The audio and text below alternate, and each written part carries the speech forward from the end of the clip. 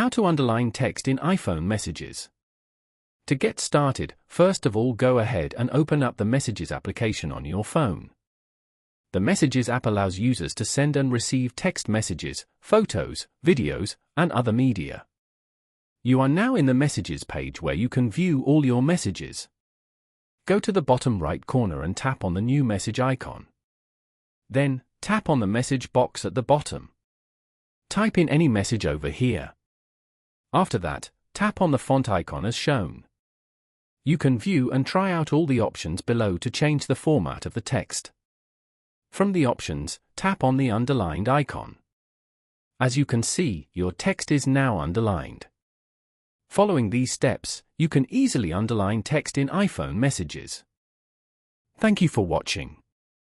Please leave a like if this tutorial helped you, or leave a comment below if you have any questions related to the video.